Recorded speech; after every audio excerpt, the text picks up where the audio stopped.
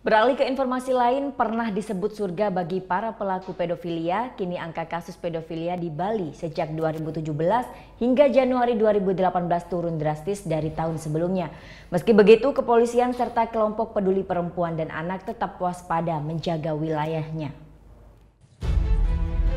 Tindak kejahatan seksual terhadap anak atau kasus pedofilia sepanjang 2017 hingga 2018 nihil atau belum ada laporan. Ini menurun 60% dibanding kasus pedofilia pada 2015 dan 2016.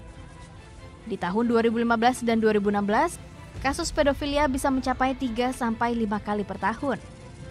Pelaku pedofilia biasanya menyasar korban yang berasal dari keluarga miskin.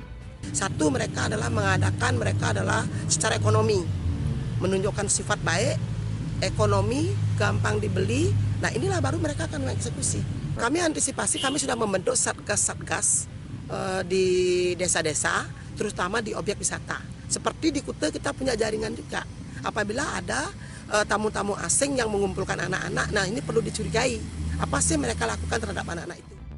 Selain itu, Perpu Nomor 1 Tahun 2016 tentang perubahan kedua Undang-Undang Nomor 23 Tahun 2002 tentang perlindungan anak yang mengatur hukuman kebiri kimia bagi pelaku kejahatan seksual dinilai berpengaruh dalam penurunan kasus pedofilia di Bali.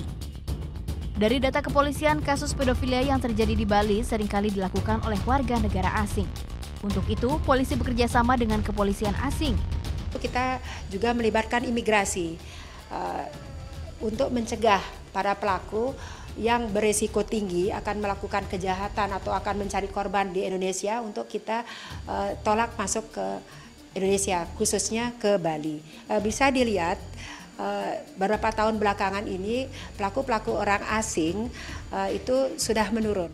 Kasus pedofilia yang menggemparkan adalah kasus pria 70 tahun asal Australia, Robert Andrew Fiddle Ellis.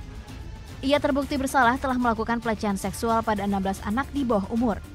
2016 lalu, Ketua Majelis Hakim Pengadilan Negeri Denpasar, Wayan Sukanila, menjatuhkan vonis 15 tahun penjara serta denda 2 miliar rupiah kepada Robert. Tim Liputan melaporkan untuk NET.